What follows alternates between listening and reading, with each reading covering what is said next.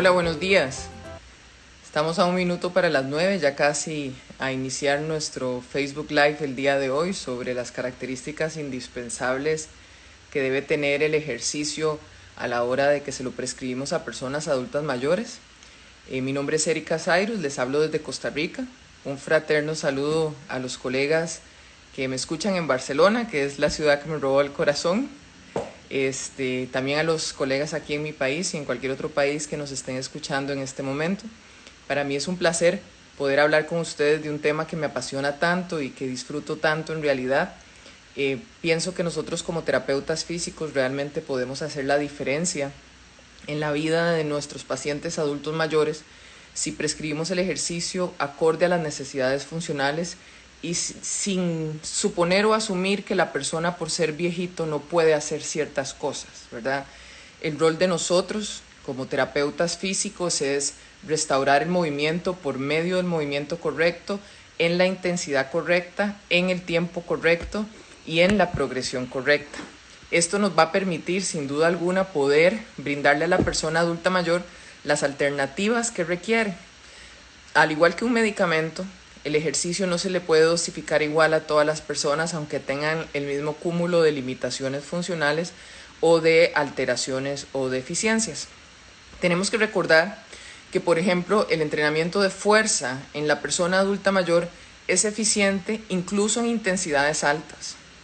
Pero para yo poder trabajar alta intensidad con una persona adulta mayor, o mejor dicho, High Intensity Interval Training, o sea, entrenamientos de intervalos de alta intensidad funcionales, que es lo que se estila hoy en día y la evidencia respalda en las personas adultas mayores, yo lo que tengo que hacer es poder lograr evaluar a mi paciente de la mejor forma a fin de que yo pueda conocer de mi paciente su situación funcional, sus comorbilidades, sus patologías agudas o crónicas y poder realmente prescribirle el ejercicio que necesita. El problema principal conforme envejecemos es la sarcopenia y la dinapenia. La sarcopenia es la pérdida de masa muscular y la dinapenia es pérdida de fuerza muscular. Están íntimamente relacionadas una con la otra. Uno no desarrolla masa muscular con 3 series de 10 con una liga amarilla. Para desarrollar masa muscular y reducir la sarcopenia y para poder conservar la función motora, nosotros tenemos que hacer ejercicios de fortalecimiento de alta intensidad. También es importante recordar que los pacientes adultos mayores hoy en día nos exigen algo diferente. No es lo mismo una persona de 80 años en los años 80 que alguien de 80 años en esta época en la que estamos. Tienen demandas funcionales y necesidades funcionales diferentes. Es importante que como terapeutas físicos nos empoderemos porque nos corresponde a nosotros la prescripción del ejercicio en las personas adultas mayores. Hay una diferencia grandísima entre actividad física, ejercicio y ejercicio terapéutico. Y el ejercicio terapéutico es competencia exclusiva del terapeuta físico. Nosotros como terapeutas físicos conocemos de patología, de evaluación y podemos determinar el nivel funcional de nuestro paciente y a partir de ahí prescribir el ejercicio que el paciente necesita para recuperar la función, mantener la función o evitar que pierda una función. Siempre es importante recordar algunos factores que influyen en el proceso de envejecimiento que hacen que trabajar con un adulto mayor sea diferente. Entonces, por ejemplo, hay factores que influyen en el proceso de envejecimiento. El programa genético. El programa genético es la herencia genética que cada uno de nosotros tiene, ¿verdad? Yo siempre menciono que si en su familia las personas padecen del corazón, hay una alta posibilidad de que usted pueda padecer del corazón. Otro de los factores que hay que ver es la edad cronológica. No es lo mismo hacer ejercicios a los 60 años que a los 70, que a los 80 o que a los 90. Luego, otro factor indispensable a considerar es las enfermedades que el paciente tiene. La carga biológica del paciente en este momento. ¿Cuántas enfermedades crónicas degenerativas tiene el paciente? ¿Cuántas realmente están estables o compensadas? ¿Cada cuánto se reagudiza el paciente? También es importante ver la cantidad de actividad física que esta persona hace en su vida, recordando que actividad física es simplemente moverse y el gasto calórico con lo que uno hace en el día a día, ¿verdad? También el factor nutricional. Cuando nosotros trabajamos con adulto mayor, la nutrición es indispensable, más si queremos desarrollar fuerza y masa muscular. El estado mental del paciente también es un aspecto importantísimo que influye. Podemos trabajar con una persona incluso con deterioro cognitivo medio, ¿verdad? Leve o medio. Ya un deterioro cognitivo profundo requiere otro tipo de abordaje fisioterapéutico. Los estilos de vida, por supuesto, influyen directamente. Qué tan sedentaria es la persona, si tiene actividades recreativas, si tiene amigos, si sale o no sale, si tiene algún propósito, ¿verdad? Esto influye muchísimo también. Y por supuesto los factores sociales. En los factores sociales me refiero a si vive solo, si vive acompañado, si tiene quien lo acompañe en las citas, si tiene quien lo acompañe a hacer los ejercicios, todo lo que son las redes sociales que le permiten a la persona sentirse acompañado, ¿verdad? Entonces pensemos lo primero.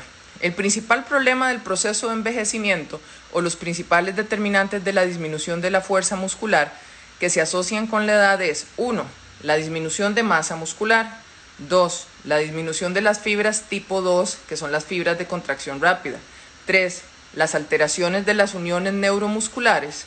Y 4. La pérdida de las neuronas periféricas. ¿Qué quiere decir todo esto?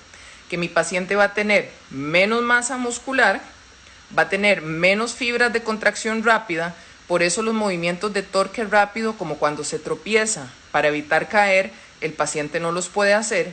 Y segundo, al haber alteraciones en las uniones neuromusculares, el impulso sube más lento y baja más lento. Entonces, la prescripción debe ser diferenciada en una persona adulta mayor.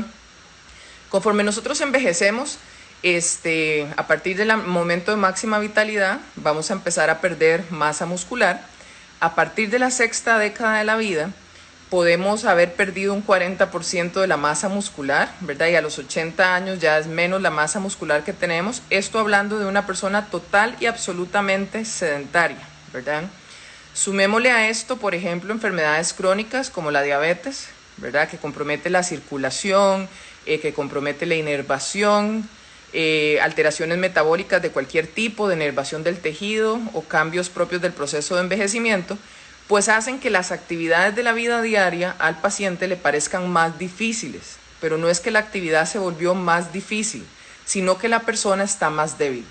Entonces no es que cuando uno es adulto mayor le cuesta más hacer las cosas, sino que cuando uno es adulto mayor es más débil.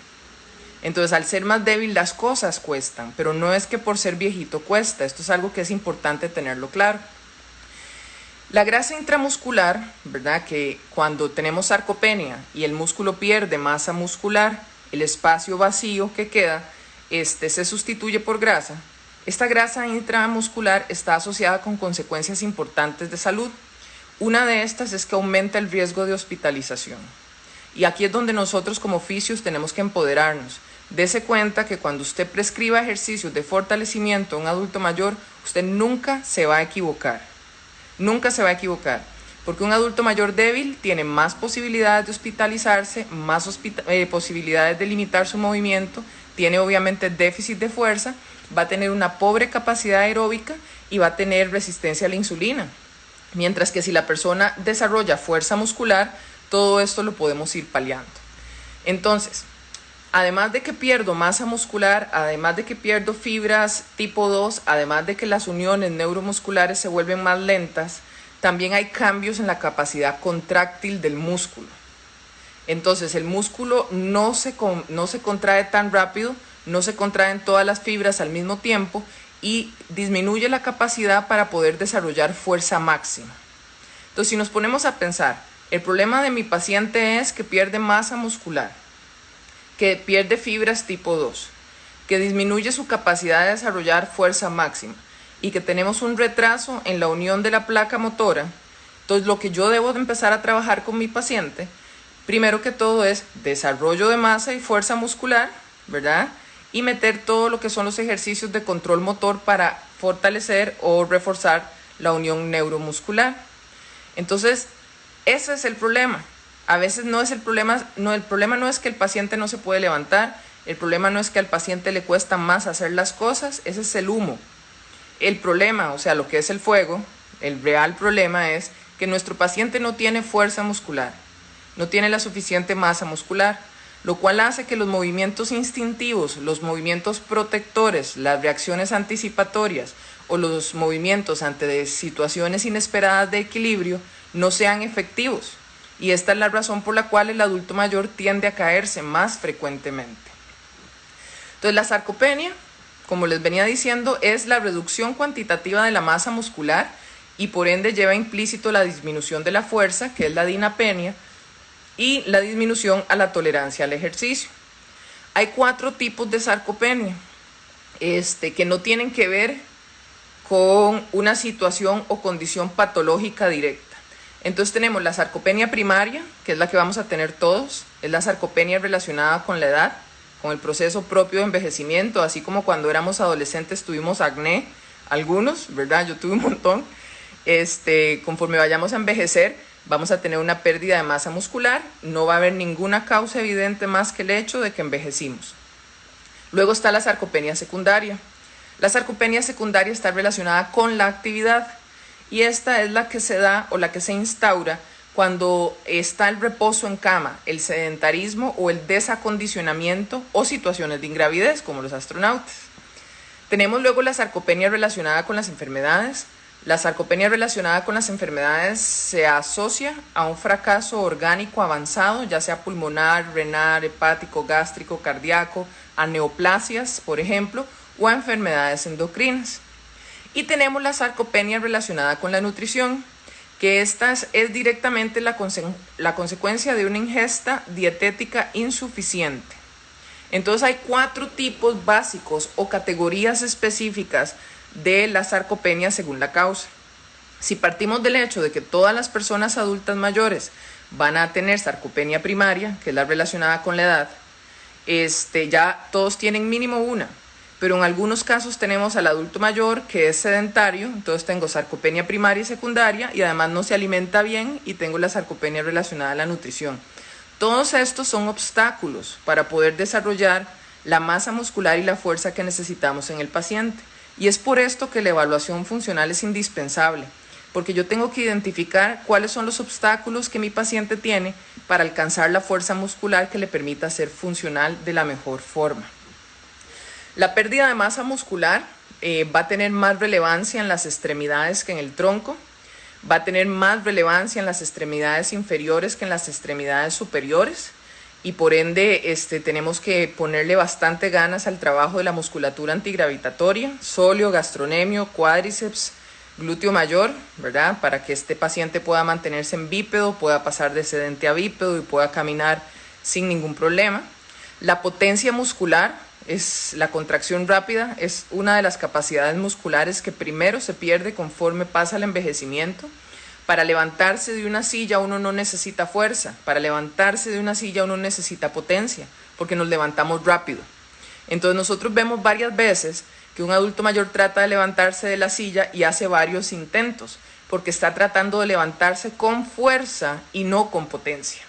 Entonces potencia es algo que también tenemos que desarrollar en las personas adultas mayores. Y tenemos que quitarnos el tabú de que alguien adulto mayor no puede desarrollar este tipo de ejercicios. La capacidad de entrenamiento y la capacidad de desarrollo de capacidades musculoesqueléticas en las personas adultas mayores, incluso de 80 o de 90 años, es posible. Lo que va a hacer la diferencia es la progresividad. Y la progresividad significa que yo debo conocer a mi paciente fisiológicamente tan bien, por medio de la valoración que ahorita la vamos a detallar, yo debo conocer a mi paciente tan bien para poder conocer cómo puedo hacer que mi programa sea lo suficientemente demandante para generar las cualidades neuromusculoesqueléticas que yo necesito, pero no pasarme en demanda para no generar un desequilibrio en el medio interno del paciente. Entonces, todos nosotros sabemos que la persona adulta mayor tiene una menor capacidad de reacción ante el estrés. Le cuesta más volver a su punto inicial. Cuando tiene una menor capacidad de reacción ante el estrés, ya sea por ejercicio o por patología, entran en funcionamiento los fenómenos compensadores. Estos fenómenos compensadores lo que hacen es modular las respuestas autónomas vegetativas. Pueden aumentarlas o disminuirlas. Entonces tenemos a un paciente que después de una sesión de ejercicio no duerme, o le da diarrea, o más bien queda estreñido, o tiene sedentarismo compensatorio, Todas las reacciones vegetativas disminuidas o aumentadas nos demuestran a nosotros que la carga o la intensidad a la que pusimos a nuestro paciente fue mucho más que lo que el paciente podía adaptarse en ese momento. Entonces la clave en el adulto mayor es la progresividad, es dividir en pasitos más cortos todo lo que vamos a hacer para permitirle al paciente y a su organismo más que todo adaptarse a la demanda funcional que le estamos solicitando. Hay algunos cambios propios del envejecimiento, no vamos a entrar en sumo detalle en esto en este vivo el día de hoy, pero hay cambios en las estructuras de apoyo y esto es importante. Vamos a tener una pérdida de grasa subcutánea, vamos a tener una pérdida de elastina también. La pérdida de grasa subcutánea tiene una influencia directa en la parte periorbicular, alrededor de los ojos, perdemos la grasa subcutánea, el ojo se hunde un poco más, el párpado pareciera que se hiciera más grande, pero no se hace más grande, ¿verdad? Y hay una debilidad en la musculatura periorbicular. Esto quiere decir 3 cosas. 1, cuando yo voy a pedir un movimiento por encima de la cabeza, posiblemente el elevador del párpado no esté lo suficientemente fuerte y mi paciente no tenga una visión adecuada en ese momento. También hay cambios a nivel del cristalino y el paciente va a tener una pérdida en la sensibilidad al espectro de algunos colores, específicamente verde, lila y violeta y azul y sus tonos pastel, ¿verdad? Esta pérdida de sensibilidad visual también tiene que ver como con los matices de colores. Por ejemplo, entre rosado y magenta y color salmón, el paciente va a ver rosado, siempre. También nosotros conforme envejecemos vamos perdiendo la capacidad de concentrarnos en objetos cercanos.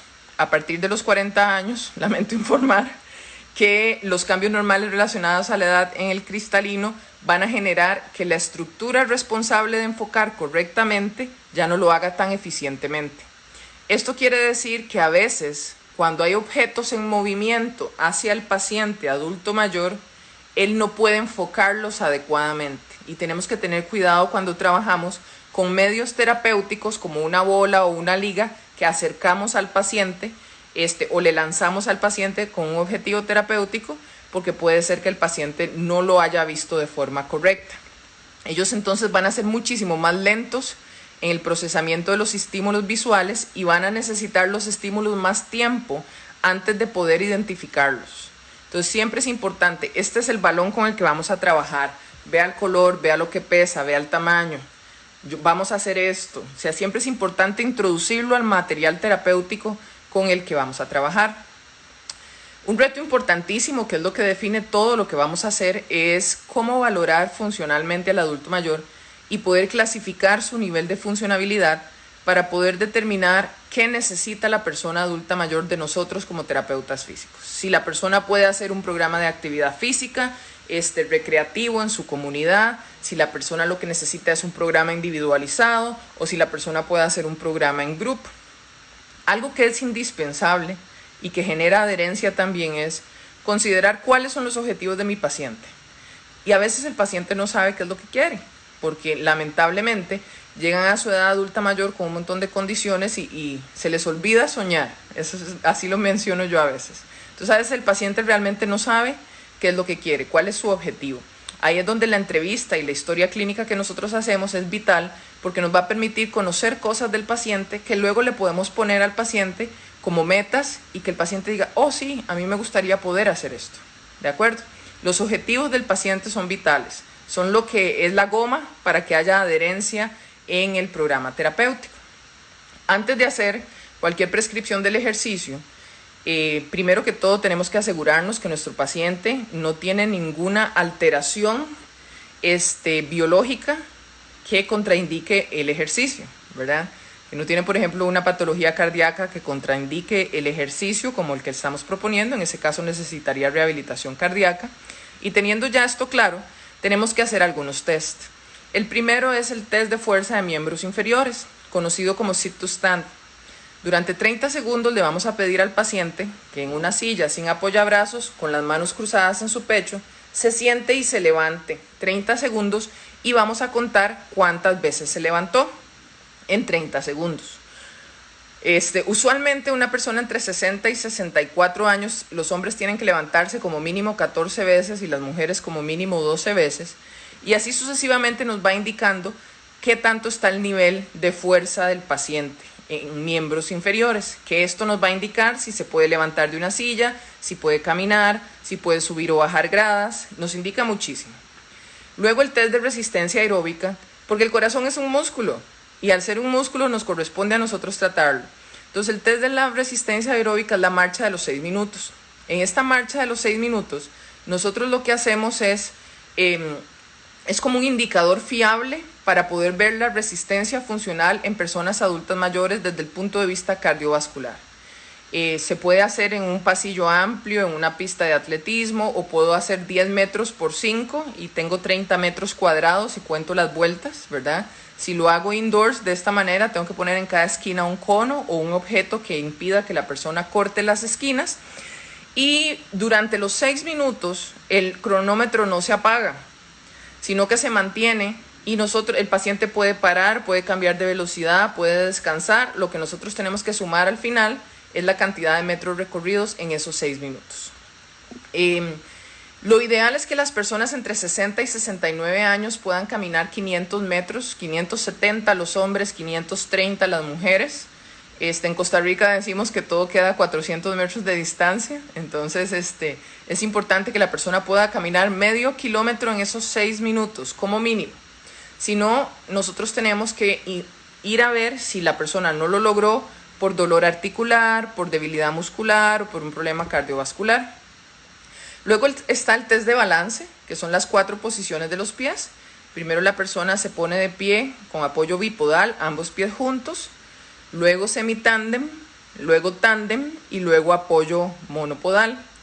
Se dura 10 segundos en cada una de estas posiciones y luego si la persona no puede terminar la posición, se llega hasta esa cantidad de segundos.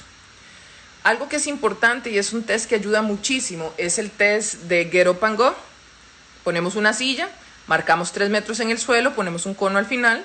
La persona a nuestra indicación tiene que levantarse, caminar en línea recta, girar o darle la vuelta al cono y volver a sentarse, y ahí medimos el tiempo. Este test de Get Up and Go nos sirve para tener referencia del equilibrio, el balance, la velocidad de la marcha del paciente, y el paciente debe hacerlo como mínimo en 10 segundos los varones, 12 segundos las mujeres. Otro test que a veces no hacemos nosotros como fisios, pero que es muy muy importante, es el test del Mini Mental State. El Mini Mental State nos va a ayudar a identificar el estado cognitivo de nuestro paciente. ¿Y por qué esto es importante para nosotros como fisio? Esto va a decirme a mí cómo yo debo llevar a cabo las indicaciones a mi paciente. ¿Qué tan sencillo o qué tan menos complicado debo poder hablar con mi paciente? ¿Cómo yo puedo interactuar con mi paciente para yo hacerme entender? Es mi responsabilidad como fisio que mi paciente comprenda lo que necesitamos hacer. Yo no puedo decir jamás, no puedo trabajar con mi paciente porque tiene déficit cognitivo moderado. El que estudió fisio es uno.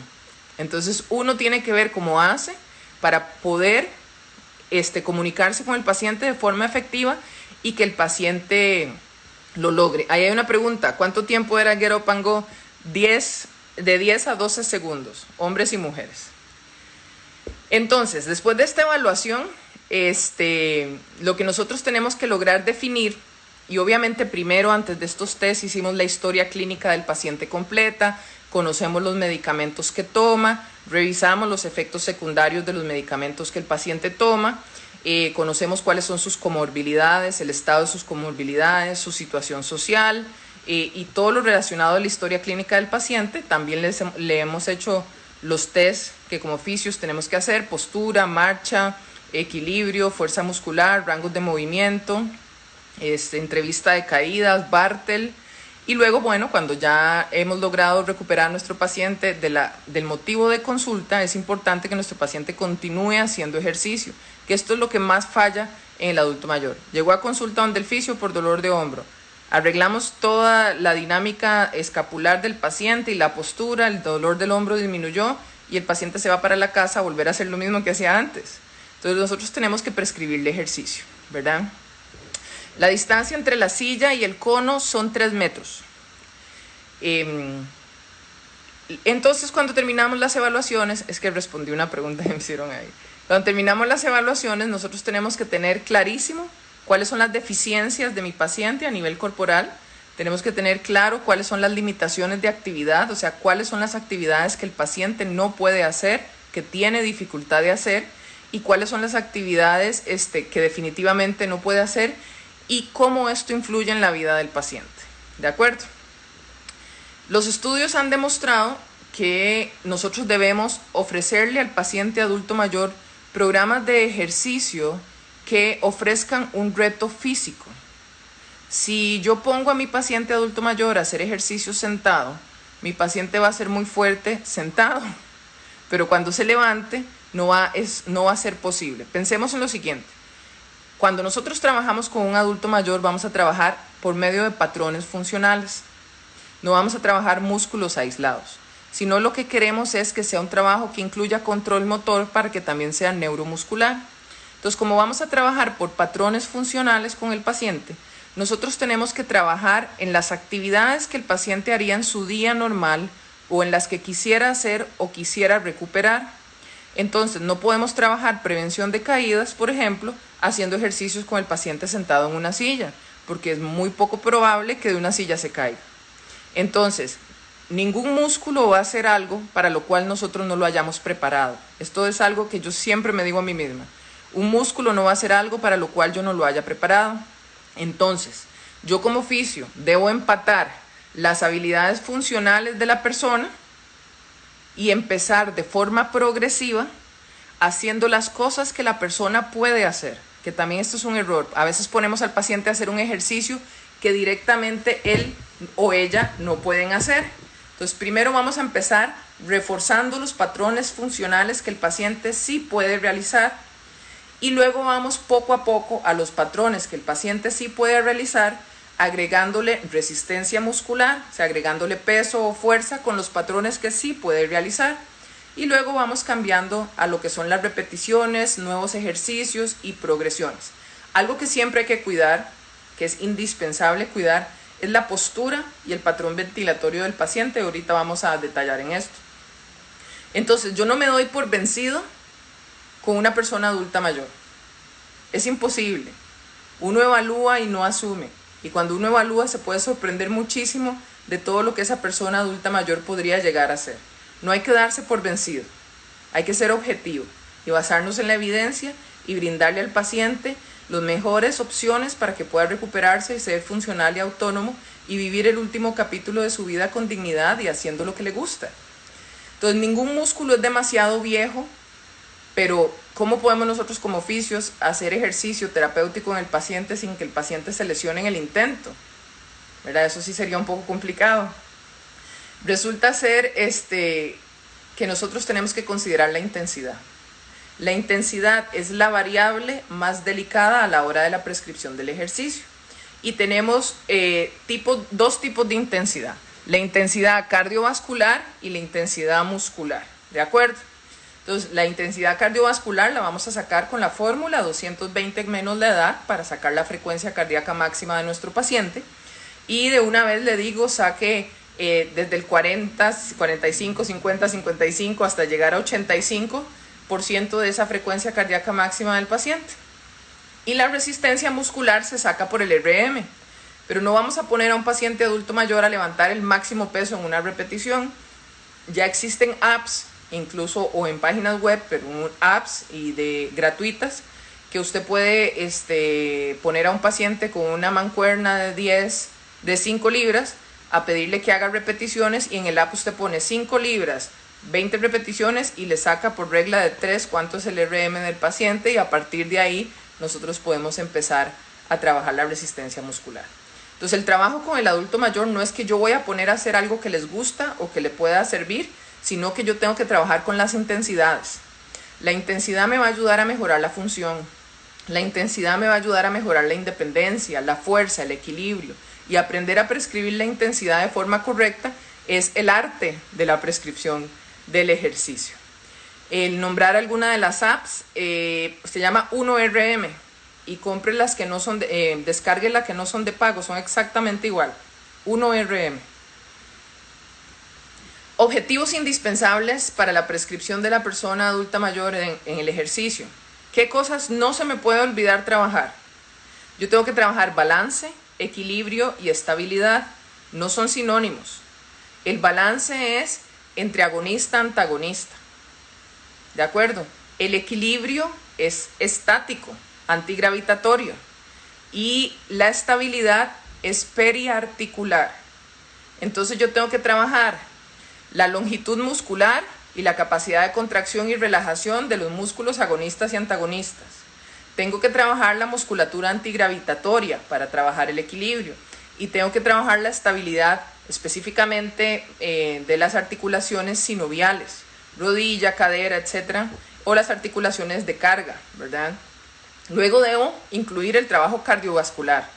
Mi paciente debe poder aguantar cardiovascularmente, su corazón debe poder aguantar llevar la cantidad de oxígeno y nutrientes a los músculos activos durante una cantidad de tiempo. Entonces debo hacer trabajo cardiovascular. También debo trabajar los ejercicios respiratorios. Uno de mis héroes en terapia física, Karel Lewitt, siempre mencionaba que si el patrón ventilatorio no es correcto, nada de lo que podamos hacer por el paciente va a ser correcto. Entonces tenemos que asegurarnos dos cosas. Al final les repito lo del AP. Tenemos que asegurarnos dos cosas. Al tener una proyección anterior cefálica, una antepulsión de hombros, que esto aumenta la lordosis cervical y aumenta la cifosis dorsal, y el paciente está en esta posición, la caja torácica desciende y se va hacia atrás. O sea, esta es la caja torácica y no solo desciende así, sino que desciende hacia atrás. Esto inhibe el diafragma. Al inhibir el diafragma también se inhiben los músculos del suelo pélvico porque es una cúpula tensa, ¿cierto? Entonces, lo que yo debo hacer primero es tratar de corregir la postura. ¿Cómo sé cuánto de esta postura puedo yo mejorar? Este es un truco. Le pido a mi paciente que está en esta postura que trate de enderezarse lo más posible y mi paciente se enderezó un poquitito. Lo dejo descansar y al rato le digo que me permita a mí enderezarlo. Entonces, hasta donde yo pueda llegar de forma pasiva en el cambio de su posición sin que esto genere dolor en el paciente, esto es lo que yo podría lograr con el paciente adulto mayor. Y siempre vamos a ver que hay una diferencia entre lo que el paciente logra enderezarse solo y lo que nosotros le podemos ayudar. Esa diferencia se debe a debilidad muscular. El paciente no llega a esto por debilidad muscular. Entonces, vamos a trabajar la posición primero y luego los ejercicios respiratorios. Hay que poner mucho énfasis en la respiración diafragmática. Los pacientes con la alteración postural común que vemos en los adultos mayores tienen una respiración clavicular muy superficial, lo cual hace que el esfuerzo que tengan que hacer para cualquier ejercicio que le pidamos sea mayor y se fatigan muy rápido. Entonces tenemos que trabajar la parte ventilatoria. Luego hay que trabajar las estrategias de control. En las estrategias de control está la estrategia podal, la estrategia coxal y la estrategia del alcance o del paso, ¿verdad? Tenemos que tener suficiente movilidad en tobillo y en cadera y nuestro paciente tiene que tener la capacidad de alcanzar un objeto y también de que cuando pierde el equilibrio poder dar un paso hacia adelante. Otro de los aspectos que no pueden olvidarse cuando le prescribimos ejercicio a un adulto mayor es la fuerza muscular funcional en miembros inferiores. No solo es cuádriceps, miembro inferior, también tenemos que trabajar sóleo, gastrocnemio, los tibiales, ¿verdad? O sea, tenemos que trabajar fuerza funcional según las necesidades del paciente. Potencia en miembros inferiores, potencia es fuerza rápida, ¿verdad? Obviamente primero vamos a trabajar con el paciente las etapas del ejercicio terapéutico antes de llevarlo a potencia. Potencia es la etapa final del proceso de prescripción del ejercicio. Y algo que es sumamente importante es no olvide los objetivos del paciente.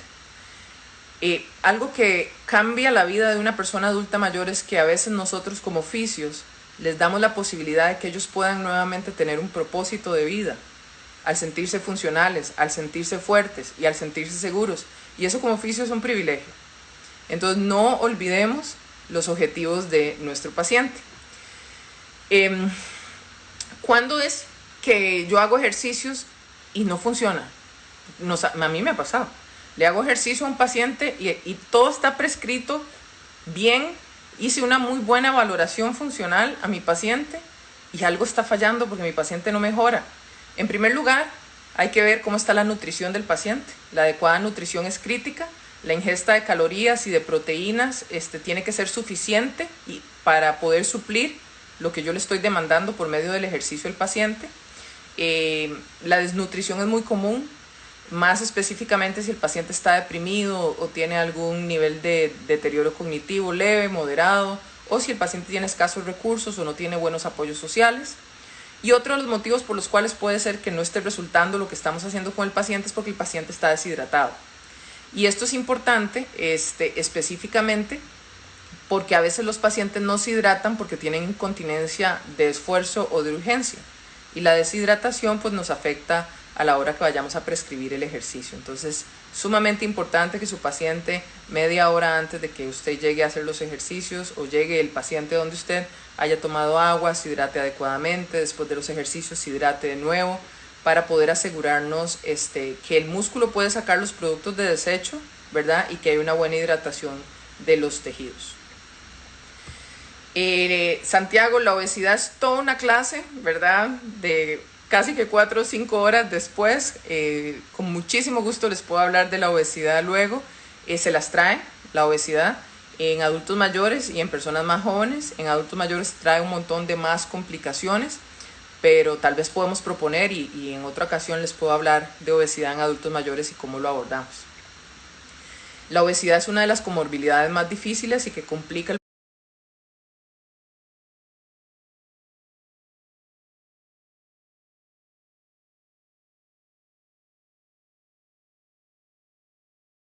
el panorama funcional de los pacientes, por eso es que es un temazo, ¿verdad? La actividad tiene que empezar a una intensidad moderada, a un nivel de esfuerzo medio. O sea, lo que nosotros le vayamos a exigir al paciente tiene que ponerlo en aprietos. O sea, tiene que ser más exigente a lo que el paciente está acostumbrado a hacer. Por ejemplo, a mí me sorprende mucho cuando mandan a la gente que tiene una marcha normal y sin ningún problema y los mandan a caminar. Si ya la persona camina y la mandan a caminar, bueno, perfecto para la parte cardiovascular, pero para nada más. Entonces, de escala de 0 a 10, siendo 0, estar sentado sin hacer ningún esfuerzo, y 10, el máximo esfuerzo posible, ¿verdad? Y así es como lo vamos a manejar con el paciente. La actividad de intensidad moderada es un 5 o un 6. Y la actividad de intensidad vigorosa o intensidad alta es un 7 o un 8. Es muy importante que consideremos esto, que es el esfuerzo percibido del paciente, porque hay situaciones o comorbilidades que hacen que algo que para nosotros no requiere mayor esfuerzo, para el paciente sí sea un esfuerzo importante, como por ejemplo alguien con obesidad o alguien con artrosis. Aquí me preguntan cómo se va a sacar el 1RM en una persona mayor si tiene la fuerza muscular disminuida. Lo puedes sacar con menos peso. Bajas el app de 1RM.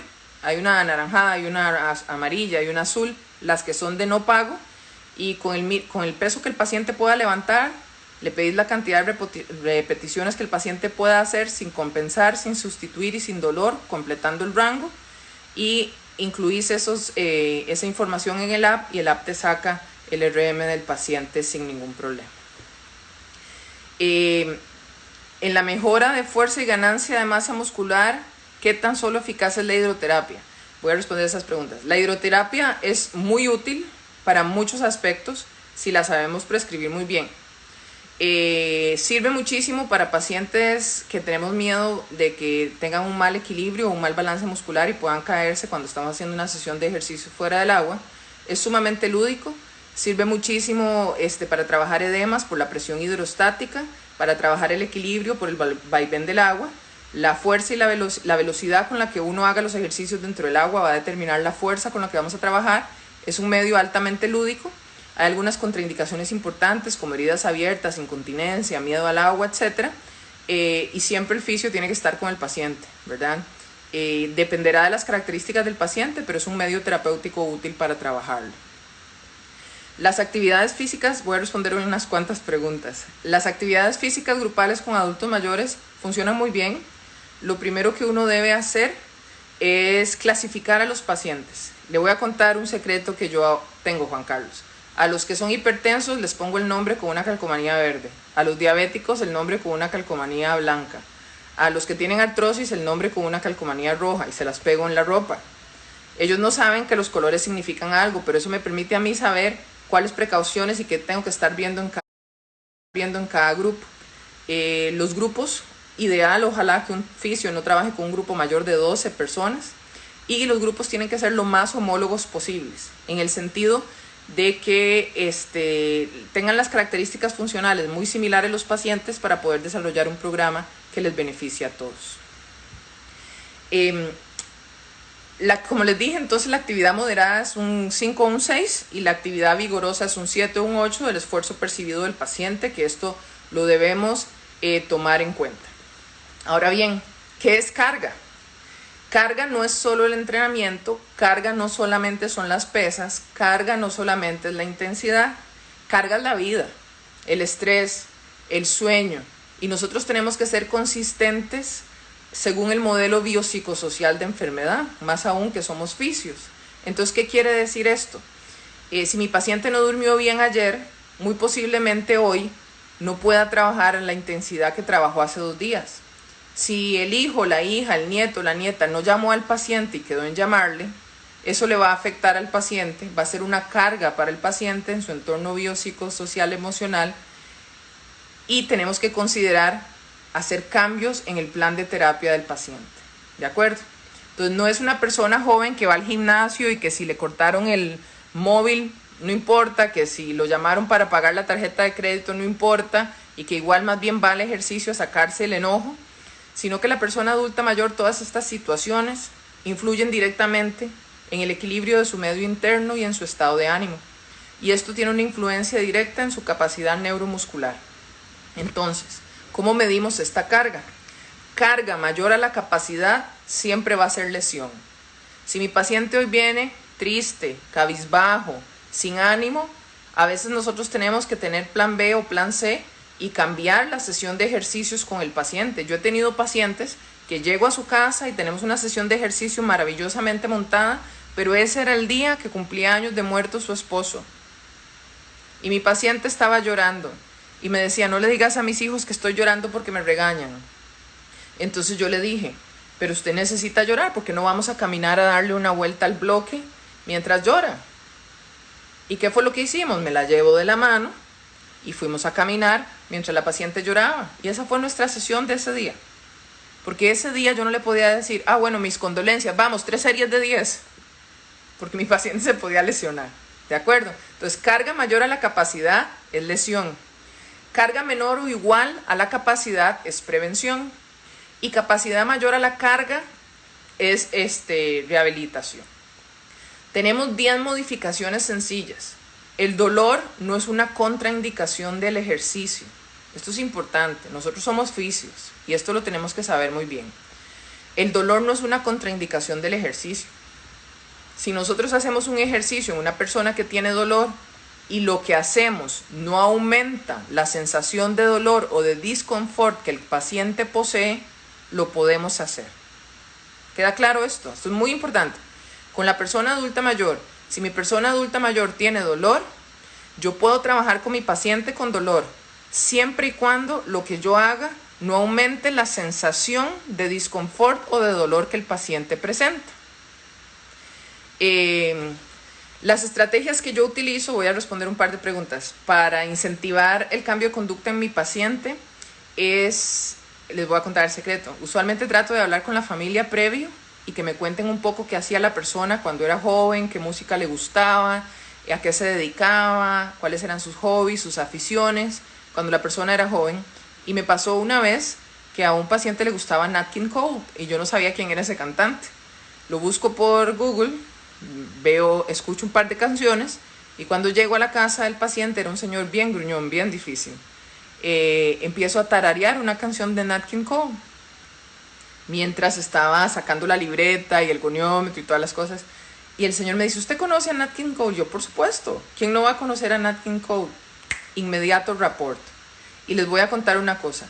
El adulto mayor, cuando siente que a usted le interesa lo que él sienta lo que él piense y lo que él dice genera rapport de inmediato. Entonces ahí es donde la atención centrada en la persona es vital para poder generar empatía y cambios de conducta en el paciente. Hay pacientes más difíciles que otros, eso sí. Volviendo a las 10 modificaciones sencillas para el ejercicio y el dolor. Si mi paciente tiene dolor, yo puedo modificar algunas de estas 10 cosas, pero eso no quiere decir que porque tiene dolor voy a dejar de hacer ejercicio. Vuelvo a repetir, la clave es que lo que yo haga con el paciente no aumente la sensación de disconfort o de dolor que el paciente percibe.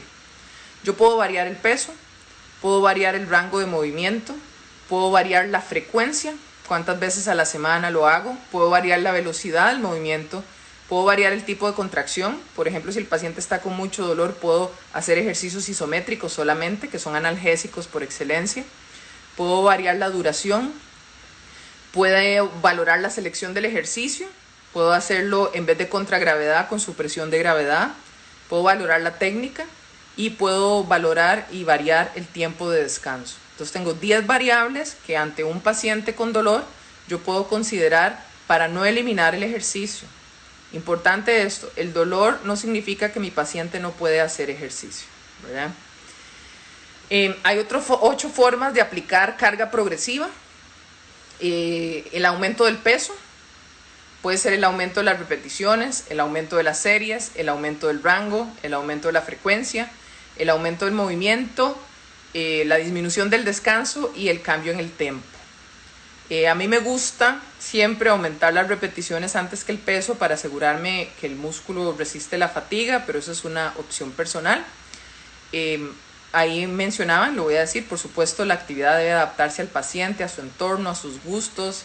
La música ayuda muchísimo, tiene que ser la música que le guste al paciente, no la que le guste a uno, ¿verdad? Así uno termina aprendiéndose un montón de boleros cuando trabaja con los pacientes. Las metas y los principios cuando hablamos de rehabilitación y de entrenamiento son los mismos.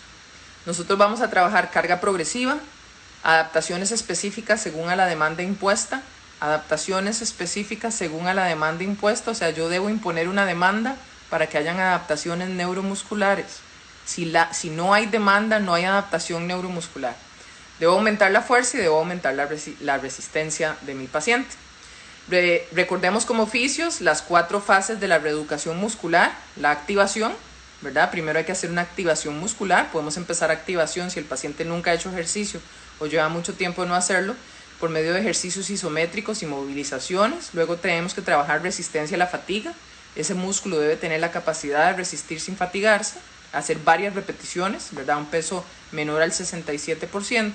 Luego trabajamos el fortalecimiento, menos repeticiones, menos series, a mayor peso. Y luego trabajamos todo lo que es coordinación. Entonces, algo que no se nos puede olvidar y que es necesario incluir en las actividades de las personas adultas mayores, para ir casi cerrando porque me quedan unos cuantos minutos, es que la actividad debe ser multicomponente. La evidencia nos indica que tiene mejor efecto en un adulto mayor cuando las sesiones de ejercicio son multicomponentes. Multicomponente se puede realizar en cualquier entorno, en la casa del paciente, en un parque, en un centro diurno, en un hogar de ancianos, en un gimnasio. Puede ser en grupo, puede ser solo. Y la actividad multicomponente tiene 3 requisitos: ejercicio aeróbico, ejercicio de fortalecimiento y ejercicio de equilibrio. Estos 3 no pueden faltar en una sesión de ejercicio de la persona adulta mayor. Ahora bien, ¿cómo empezamos? Erika, usted lleva varios rato hablando de esto y ¿cómo podemos empezar? Un programa de ejercicios de fortalecimiento en una persona adulta mayor debe comenzar siempre a baja intensidad. Si bien es cierto, nosotros empezamos a desarrollar fuerza a partir del 80-85% del RM, recuérdese que la palabra clave es la progresividad. Y la progresividad requiere que yo le permita a mi paciente de forma progresiva irse adaptando a las demandas fisiológicas que yo le estoy imponiendo. Por lo tanto, yo inicio entre un 40 y un 50% de la fuerza del paciente. ¿De acuerdo? Y lo que voy a buscar es que mi paciente genere el engrama del movimiento que le estoy pidiendo. Con menos peso el movimiento va a serle más fácil. Entonces yo tengo que asegurarme que el paciente no sustituya, no compensa, complete el rango, ¿verdad? Y una vez que el engrama de ese movimiento esté en su cabeza y el movimiento lo haga bien, yo puedo aumentar el peso.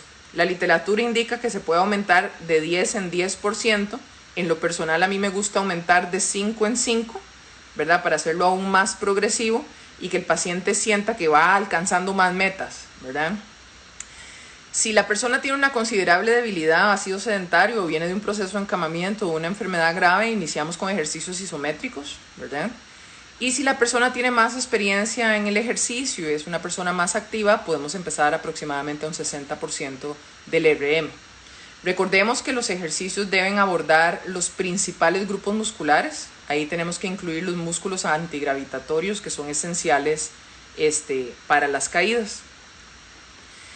Otra cosa importante, en la planificación, aparte de los ejercicios de resistencia, aeróbicos y de equilibrio, nosotros a la hora de dosificar el ejercicio debemos tener, como he mencionado, clarísimo el estado funcional del paciente. Entonces, acaba de mencionar cómo vamos a dosificar la fuerza. Empiezo con el RM entre un 40 y un 60% si la persona no tiene experiencia haciendo ejercicio.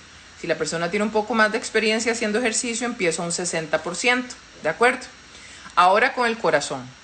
Si mi paciente es mayor de 60 años y tiene una marcha independiente, yo puedo empezar entre un 50 y un 70% de su frecuencia cardíaca máxima. Si mi paciente es mayor de 60 años y utiliza una ayuda biomecánica para caminar, cualquier tipo de ayuda biomecánica o tiene un trastorno de la marcha, empezamos entre un 40 y un 50% de la frecuencia cardíaca máxima. Y si mi paciente tiene problemas de movilidad más serios y es mayor de 60 años, vamos a iniciar con actividades de la vida diaria, tales como que el paciente desayune en la cocina en vez de en su cuarto, que no lo bañe en el cuarto, sino en la ducha, que no pase en el cuarto durante el día, que se levante durante los anuncios, etcétera, ¿verdad? Siempre es importante para modificar los programas de ejercicio en personas adultas mayores seguir 3 pasos.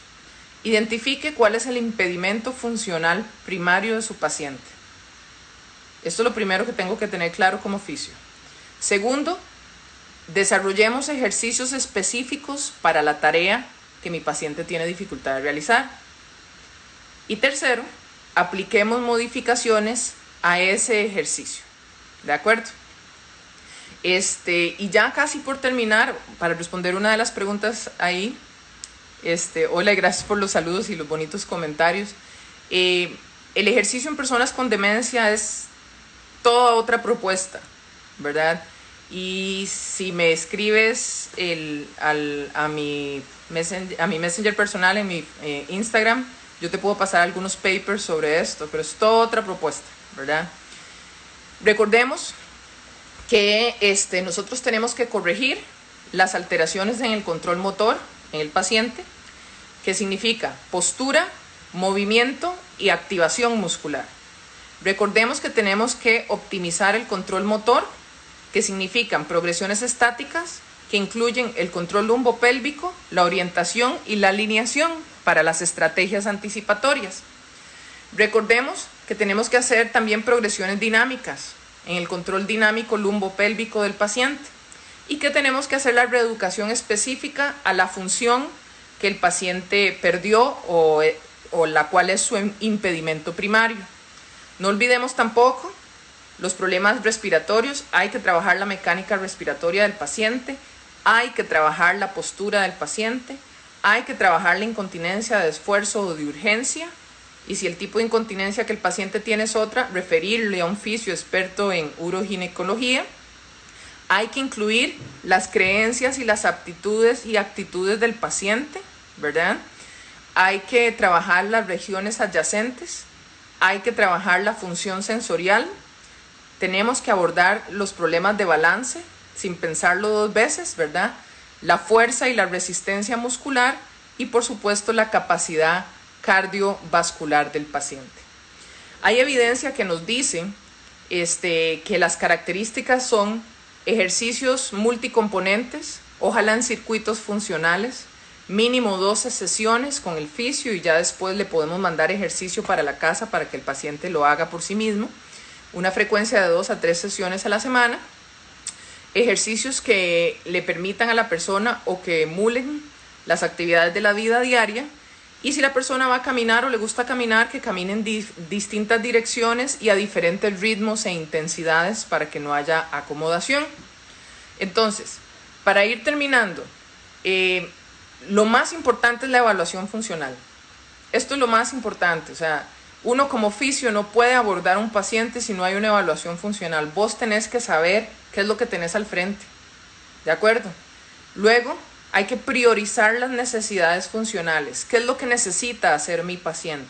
No es lo mismo si un paciente vive solo o si vive con su cónyuge o con su familia. Entonces tenemos que priorizar las necesidades funcionales del paciente.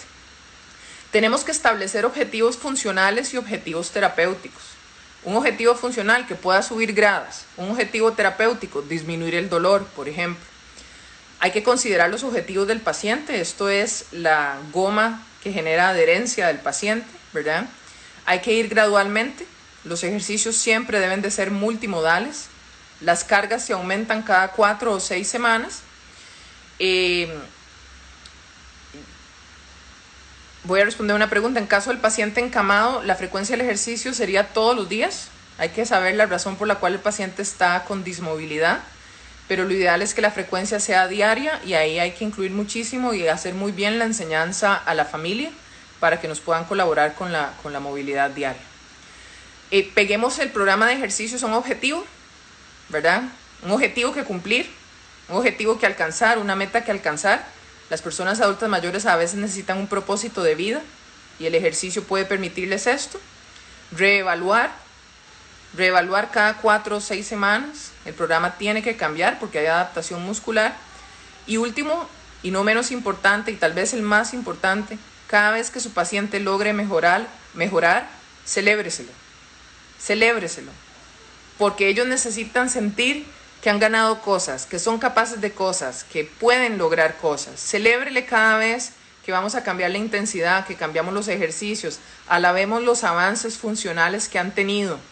Esto define muchísimo y le permite a la persona sentir una felicidad por encima de cualquier cosa. Influye muchísimo en la adherencia y en la capacidad que va a tener el paciente de seguir el programa de ejercicios que le vamos a mandar. Conclusiones, ¿verdad? Ya para terminar, porque me quedan 4 minutos. Hay 3 herramientas indispensables para los perfiles geriátricos de la prescripción del ejercicio terapéutico, ¿verdad? Son los test que les dije, ¿verdad? Que se resumen muchos de ellos en el SPPB, la velocidad de la marcha y el Time Stop and Go. Son las evaluaciones indispensables que deberíamos hacer. Y para terminar, recordemos que si hubo interrupción del programa porque es vacaciones, diciembre, Semana Santa, etc., y hubo una interrupción por más de 3 semanas, debemos volver a empezar al 50% de la intensidad otra vez. O sea, hay que volver a empezar desde el principio. Esto sería mi intervención con ustedes. Tengo 1 hora, me quedan 3 minutos para despedirme. Es importante también conversar con el paciente, hablar de temas que al paciente le interesan, recordar lo que el paciente nos dijo. Yo apunto en el teléfono cosas que el paciente me dice y entonces antes de entrar a la siguiente sesión lo leo y veo que le pregunto, ¿y cómo siguen sus orquídeas? ¿Y se le recuperó el perro? Y son cosas que hacen la diferencia. Ya el live me está diciendo que me queda 1 minuto. Les agradezco muchísimo a cada uno de ustedes que se hayan tomado el tiempo para escucharme esta mañana. Agradecerle a Fisioformación la iniciativa de hacer esta charla. Espero que todos ustedes se estén cuidando muchísimo. Que podamos aprovechar las oportunidades que a pesar de estar en confinamiento, distanciamiento social o aislamiento social, podemos compartir el conocimiento por estas vías. Nosotros como profesionales de salud tenemos que cuidarnos más y dar el ejemplo a las personas que nos rodean sobre cómo cuidarnos durante esta pandemia. Espero que ustedes, sus familias y sus seres queridos se encuentren muy bien y les agradezco muchísimo el tiempo que dedicaron al escuchar esta charla y nuevamente agradezco a Fisioformación la iniciativa y el honor de haberme invitado a compartir con ustedes este tema. Que tengan un bonito día los que están de este lado, ¿verdad? Y una bonita noche a los que están en mi Barcelona de mi corazón y a los que nos acompañan en cualquier otro país. Muchísimas gracias también y un gusto haber estado con ustedes.